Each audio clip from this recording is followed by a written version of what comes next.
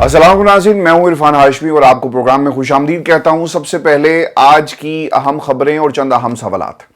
खान साहब की जेल में गुफ्तगू हुई और वो ये कहते हैं कि जनरल बाजवा ने छुरा घोंपा, जनरल फैज वादा माफ गवाह क्या बनेंगे, और फिर इमरान खान को आर्मी तहवील में देने की जो तैयारी की जा रही है इसके ऊपर इमरान खान का क्या रद्दमल आया। व्यूअर्स, इसकी तफसील शामिल करेंगे आज की इस नशिस्त के अंदर।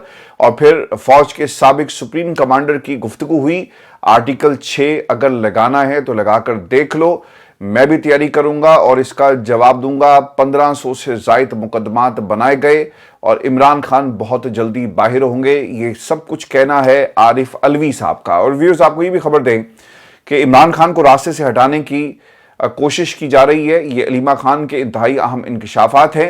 ये कोशिश कौन कर रहा है और इसका क्या रिएक्शन आएगा, अलीमा खान ने अपनी गुफ्तगू में ये सब कुछ बताया। इसकी मुकम्मल तफसील भी शामिल करेंगे आज की इस नशिस्त के अंदर। और फिर नवाज इमरान खान की मकबूलियत से इतने खौफजदा हैं कि उनको बयानिया नहीं मिल रहा और बयानिए की तलाश में उनके वज़रा मारे मारे फिर रहे हैं। व्यूअर्स, कारकर्दगी आपकी सिफर, और क्या झूठे बयानियों के पीछे आप छुप सकेंगे, इसका भी एक मुकम्मल हाल अहवाल मैं आपके सामने रखूंगा। और फिर व्यूअर्स, बात होगी रेड जोन की, जहां पर इस वक्त हजारों की तादाद में 2 मजहबी जमातों का एहतजाज इस वक्त जारी है। और खबर यह भी आ रही है कि ये एहतजाज सुप्रीम कोर्ट ऑफ पाकिस्तान के दरवाजे तक पहुंच गया है। वहां से क्या खबरें आ रही हैं और पाकिस्तान के मीडिया ने इसे मुकम्मल तौर पर ब्लैकआउट किया हुआ है इस वक्त, इसका भी एक हाल अहवाल मैं आपके सामने रखूंगा। लेकिन सबसे अहम खबर व्यूअर्स आपको दे दें, खान साहब की जेल में सहाफ़ियों से मुलाकात हुई और तोशा खाना केस के अंदर जो सीज़न 2 है, इसमें इमरान खान और बुशरा बीबी के 35 रोज़ा जिस्मानी रिमांड के बाद एहतसाब अदालत ने जुडिशल रिमांड पर दोनों को जो है वो जेल में भेज दिया। खैर, वो जेल के अंदर ही हैं, लेकिन अब जिस्मानी रिमांड से जुडिशल रिमांड के ऊपर उन्हें कन्वर्ट कर दिया गया। और होगा ये कि अब इनकी जमानत बाद अज गिरफ्तारी जो है उसके लिए आप दरखास्त दायर कर सकेंगे। व्यूअर्स, समाअत के बाद खान साहब ने मीडिया से गुफ्तगू की और खान साहब ये कहते हैं कि जनरल रिटायर्ड फैज हमीद का सारा ड्रामा मुझे मिलिट्री कोर्ट ले जाने के लिए किया जा रहा है। फैज हमीद को मेरे खिलाफ वादा माफ गवाह बनाने की कोशिश की जा रही है और ये जनरल रिटायर्ड फैज हमीद से कुछ ना कुछ उगलवाना चाहते हैं जो मेरे खिलाफ इस्तेमाल किया जाए। ये जनरल फैज से कोई ना कोई बयान दिलवाएंगे और 9 मई की एक साजिश जो की गई, इसका भी पूरे का पूरा मलबा जो है वो पाकिस्तान तहरीक इंसाफ पर डालने की कोशिश की जाएगी। सीसीटीवी फुटेजेस चोरी करके आप जिन्होंने ये चोरी की, आप उन्हें पकड़ें और कौम को पता लग जाएगा, उन तमाम लोगों को भी जो हमारे खिलाफ बयानियां बना रहे हैं, कि ये साजिश किसने की और इसका असल में महवर मरकज कौन था। जनरल फैज की गिरफ्तारी का ड्रामा, खान साहब भी कहते हैं कि उनका मुकदमा मिलिट्री कोर्ट में ले जाने के लिए किया जा रहा है। उन्हें पता है कि मेरे खिलाफ तमाम मुकदमात खोखले हैं जो स्टैंड नहीं करेंगे। ये सब मिलिट्री कोर्ट का चक्कर चल रहा है। फैज हमीद को मेरे खिलाफ वादा माफ गवाह बनाने की तैयारी की जा रही है। इस मौके पर व्यूअर्स, सहाफ़ी ने एक सवाल उनसे ये किया कि आप हमेशा फैज हमीद का दिफा करते रहे, अब जब वो गिरफ्तार हो गए तो आपको क्यों ये खदशा लग रहा है कि वो आपके खिलाफ वादा माफ गवाह बन सकते हैं। इमरान खान ने इसका ये जवाब दिया जी कि मुझे कोई फिक्र नहीं, अगर वो मेरे खिलाफ कोई गवाही देता है, मैं जनरल फैज हमीद की हद तक सिर्फ ये कह रहा हूं कि वो तालिबान के साथ 3 साल तक मुज़ाकरात करते रहे, वो एक्सपीरियंस थे, इनको हटाना पाकिस्तान के लिए गलत फैसला साबित हुआ। और मैंने जनरल बाजवा से भी इसको कहा था कि इसको मत हटाएं, लेकिन उन्होंने मेरी बात जो है नहीं मानी। अच्छा, मैं आपको एक बात बताऊं, ये अभी प्रोग्राम करते करते मेरे जहन में आई कि खान साहब से इतने ज़बरदस्त और सख्त किस्म के सवालात जो हैं वो किए जाते हैं, ठीक है, लेकिन जब बाबूजी जो इस वक्त आज़ाद हैं मरी के अंदर, वो प्रेस कॉन्फ्रेंसेस भी करते हैं, तो वहाँ पर सहाफ़ियों को नहीं बुलाया जाता। और एक ऐसी एडिटेड प्रेस कॉन्फ्रेंस जिसमें बादशाह सलामत बैठे हुए हैं और साथ उनकी शहजादी बैठी है और वो कौम से खिताब कर रही है और मर्ज़ी की गुफ्तगू वो करते हैं, मर्ज़ी का बयान देते हैं और कोई सवाल नहीं किया जाता। जस्ट इमेजिन करें, इमरान खान इस वक्त तहवील में है और एक मुकदमे के बाद दूसरा मुकदमा, वो डरता नहीं है इमरान खान, उससे आप जिस मर्जी किस्म का सवाल करें वो उसका आपको जवाब देता हुआ नजर आएगा। सहाफ़ियों ने कहा ना कि आप पहले तो जनरल फैज हमीद के हवाले से बड़ा उनका दिफा करते थे, लेकिन अब क्या हुआ, आप उनका दिफा क्यों नहीं करते, क्यों खामोश हैं। तो इमरान खान ने इसका भी जवाब दिया। और पाकिस्तान के अंदर सहाफ़ी मुख्तलिफ कबाइल की ज़ुबान बोलते हैं और इंटरनेशनली जो जर्नलिस्ट हैं वो ये कोशिश करते हैं कि किसी तरह मुल्क के सरबराह को, खासतौर पर पाकिस्तान को, उसे फंसाया जाए। खान साहब कभी नहीं डरे اور انہوں نے چاہے وہ بھارتی صحافی ہو چاہے وہ امریکن لابی کا کوئی حصے دار ہو، آپ نے آنکھوں میں آنکھیں ڈال کر جو ہے وہ بات کی اور اس کا جواب دیا۔ اگر باؤجی ہوتے تو شاید یہ نہ کر سکتے۔ خان صاحب آج بھی یہ کہتے ہیں کہ جو سازش کرتا ہے وہ جوڈیشل کمیشن کا مطالبہ نہیں کرتا۔ رجیم چینج ہمارے خلاف ہوا اور مجھے ہی جیل میں ڈال دیا گیا۔ یہ کہہ رہے ہیں کہ فیض حمید ماسٹر مائنڈ تھا۔ کیا فیض حمید نے مجھے گرفتار کرایا؟ ان کو شرم نہیں آتی؟ یہ کہہ رہے ہیں کہ general retired Faiz Hamid Bushra be be کو ہدایات دے رہا تھا، یعنی بشرا بی بی کا ایک گٹھ جوڑ فیض حمید کے ساتھ جوڑنے کی کوشش جو ہے وہ کی جا رہی ہے۔ خان صاحب نے پھر یہ بھی کہا کہ جنرل باجوہ نے میری کمر میں چھرا گھونپا ہے۔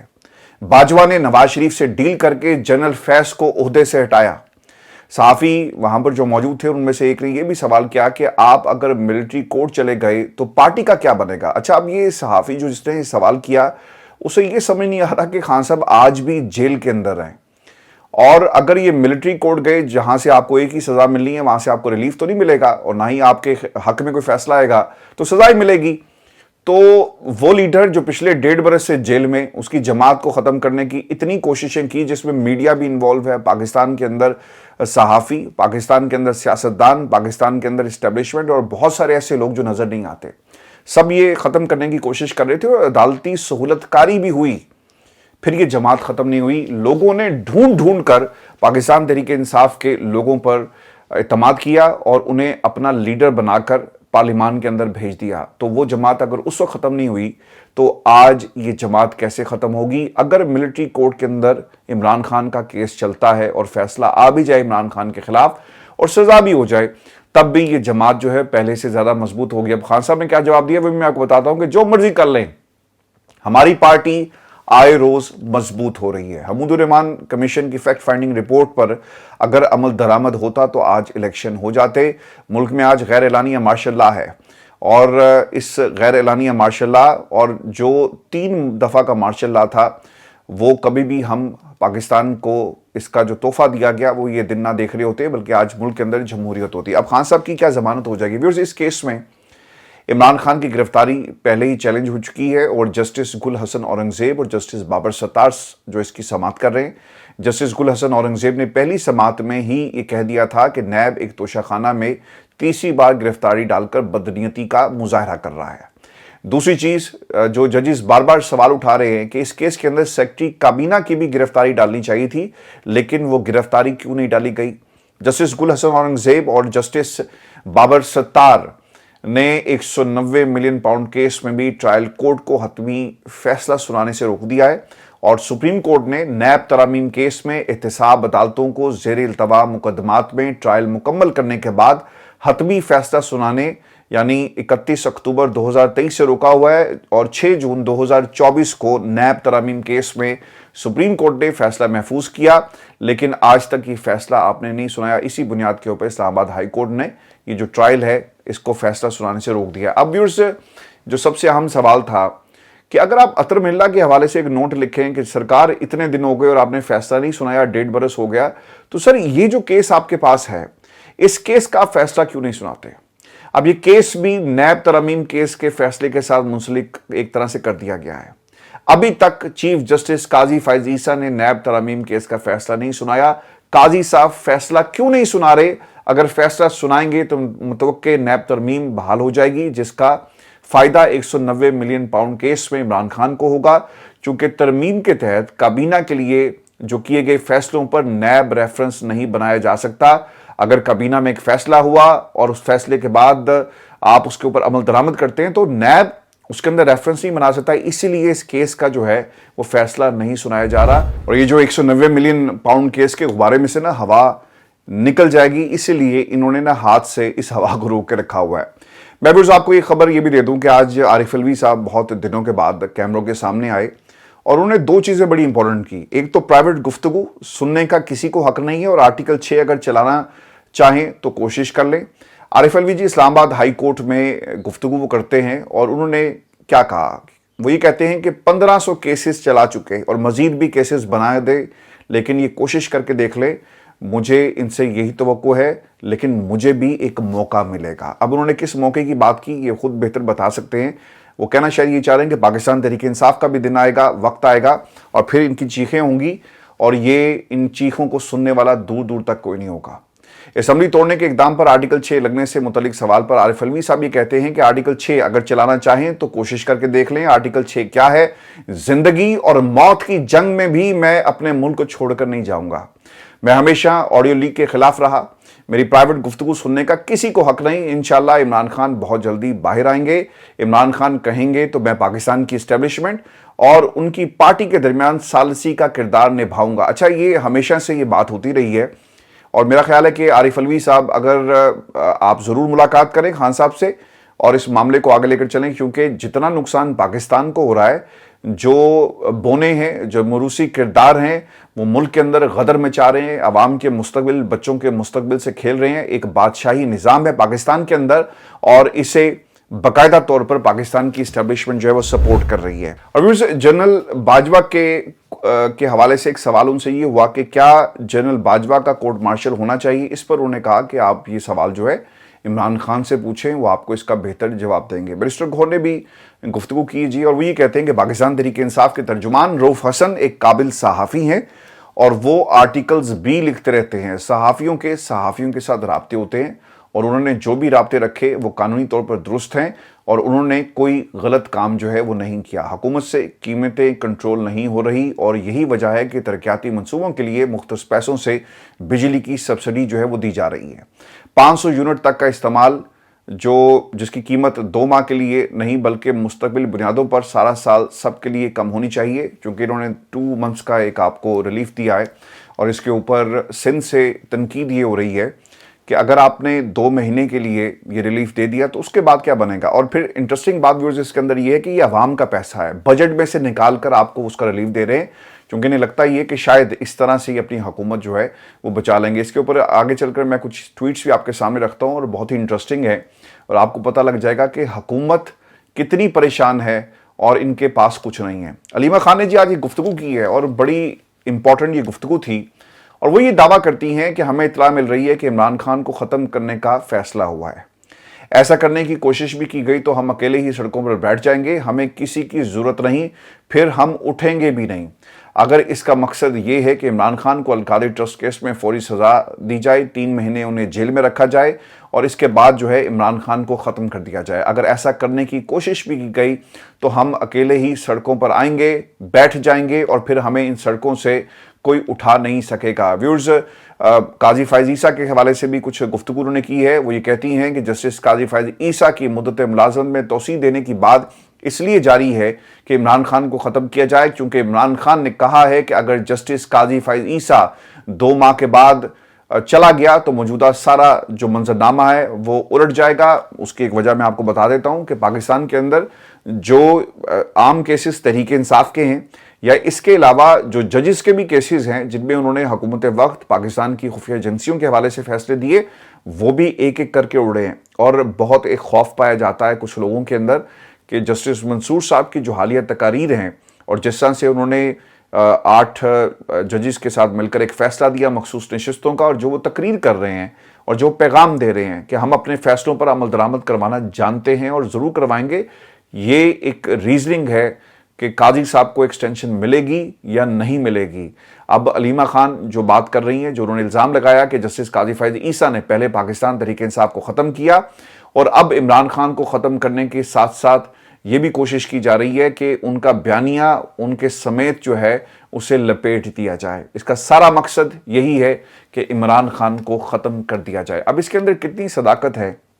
اگر آپ کو یہ لگتا ہے، میں پاکستان تحریک انصاف کے لوگوں سے یہ بات انہیں مخاطب کر کے کہہ رہا ہوں کہ اگر کسی کو یہ شک ہے اور آپ کے پاس کچھ ثبوت موجود ہیں تو میرا خیال ہے کہ اسلام آباد ہائی کورٹ سے فوری طور پر رجوع کیا جائے، عمران خان کی سیکیورٹی کے لیے ایک درخواست دی جائے، سیکیورٹی پر کتنے لوگ ہیں ان کی ڈیٹیل شیئر کی جائیں، تاکہ جو کنسرن پایا جاتا ہے، کیونکہ عمران خان کوئی آرڈنری بندہ تو ہے نہیں نا، ایک ملک کا ایک ایسا مقبول لیڈر ہے جسے پاکستان کی عوام نے اس کے اوپر اعتماد کیا، بھروسہ کیا۔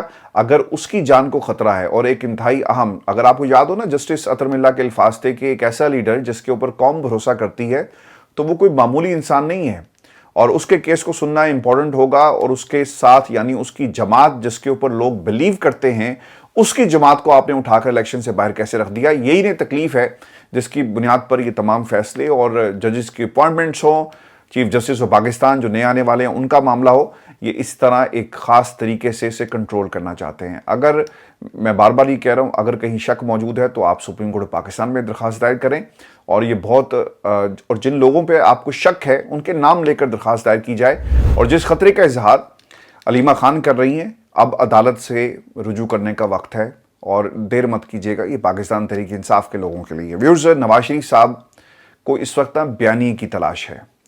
نواز شریف صاحب پاکستان واپس آ گئے، انہوں نے کبوتر اڑا لیے، 8 فروری کے الیکشن ہو گئے، نون لیگ بری طرح ناکام ہو گئی، اسٹیبلشمنٹ سے ڈیل کر کے نون لیگ کو حکومت مل گئی، عمران خان پورے 1 سال سے جیل میں ہیں اور پاکستان تحریک انصاف کے ہاتھ پاؤں باندھ کر، بلے کا نشان چھین کر، الیکشن میں پاکستان تحریک انصاف کے ساتھ زبردست قسم کی دھاندلی کر کے آپ نے سب کچھ کر لیا، لیکن اس کے باوجود آپ کو ایک بیانیہ نہیں مل پایا۔ جو پولیٹیکل کیپٹل تھا وہاں پہ ایک بہت بڑا ڈیفیسٹ نظر آ رہا ہے۔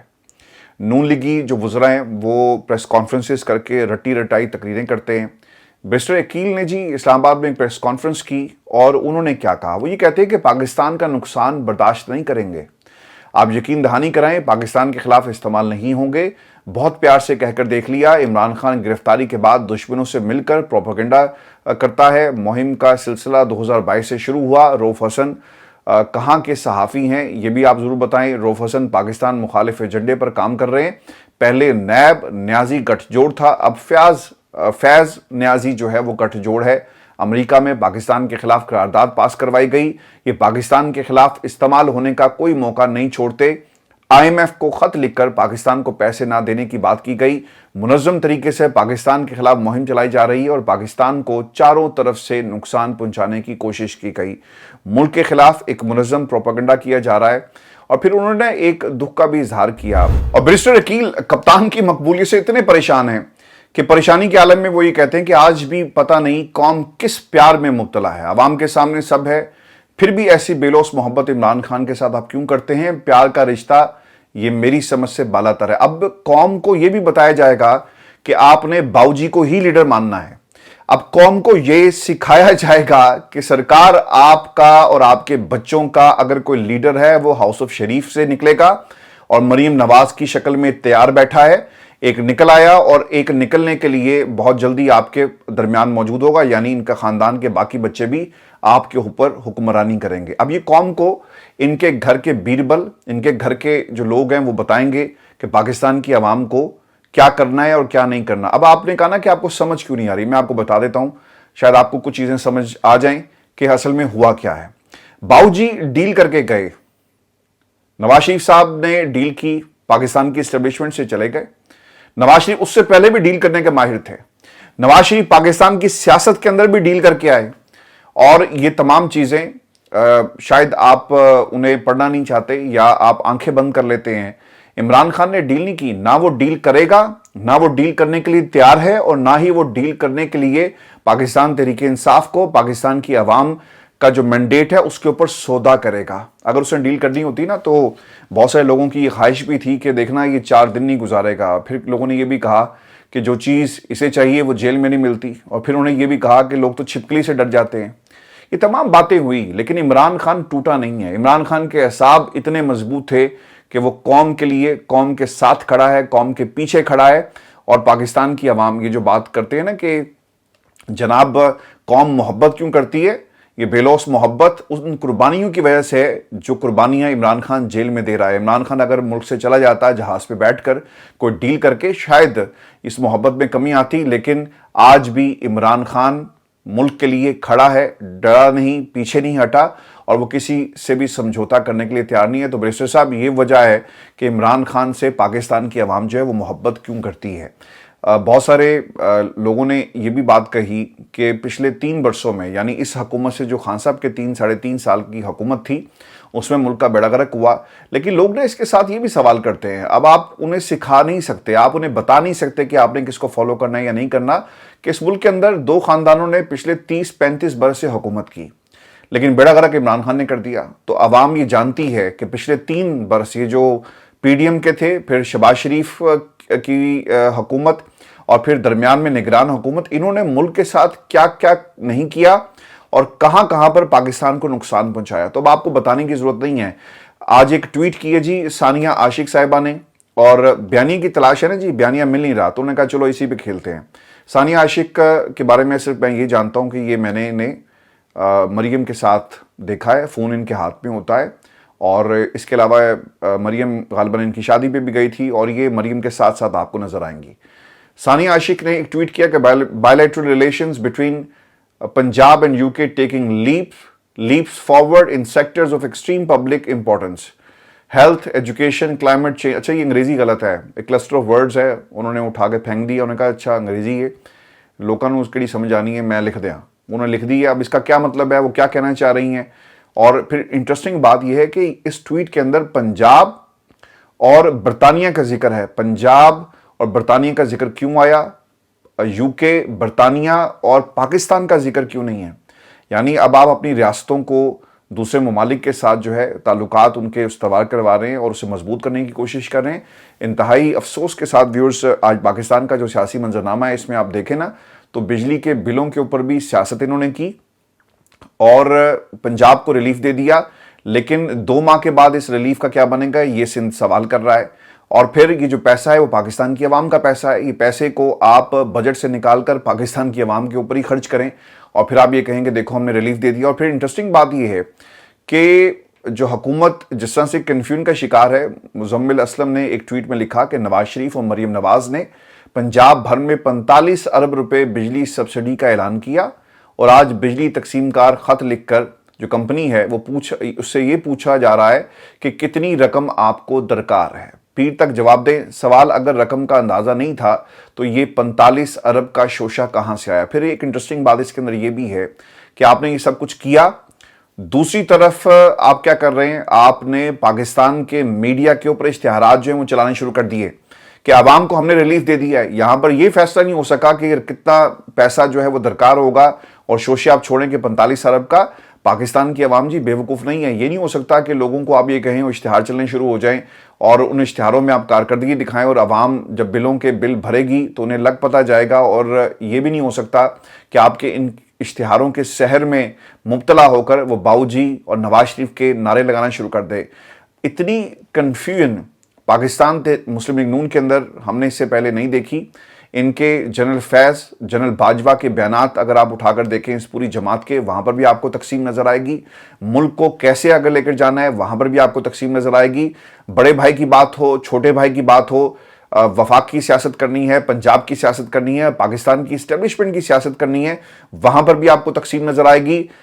شہباز شریف صاحب ایک اپنے الگ سے سیاست وہ کرتے ہیں، اور ہاؤس آف شریف کے اندر نواز شریف صاحب ایک الگ سیاست کرتے ہیں، تو کنفیوژن آپ کو ہر لیول پر یہاں پر نظر آ رہی ہے۔ تقسیم در تقسیم، نظریات کی تقسیم ہے، سیاست کی تقسیم ہے، لائن آف ایکشن کی تقسیم ہے، اور یہ کنفیوژن کا اس حد تک اس وقت شکار ہو چکے ہیں کہ انہیں یہ نہیں پتہ چل رہا کہ جو اتحادی اگر آپ پنجاب کو ریلیف دیں گے اور انہی پیسوں میں سے ریلیف دیں گے تو باقی صوبے بھی جو آپ کے اتحادی ہیں وہ آپ سے ضرور جو ہے یہ سوال کریں گے کہ آپ ملک کے اندر کر کیا رہے ہیں، اور وفاق کو یہ قدم اٹھانا چاہیے تھا۔ کے پی سے بھی یہ آواز اٹھی ہے اور وہاں سے بھی یہ سوال کیا جا رہا ہے کہ کے پی کے عوام کو بھی جو بجلی کے بل ہیں اس میں ریلیف دیا جائے۔ یہ نہیں ہو سکتا نا کہ پنجاب میں لوگوں کو اگر جتنا بھی ریلیف ہے جو ملا نہیں ابھی، اور اشتہارات چل رہے ہیں کہ ریلیف مل گیا، جتنا بھی ریلیف دیا گیا یا اعلان کیا گیا اتنا ریلیف کے پی کی عوام کو کیوں نہیں مل رہا، بلوچستان کی عوام کو کیوں نہیں مل رہا، اور پھر سندھ کی عوام کو، کیونکہ ہر صوبے میں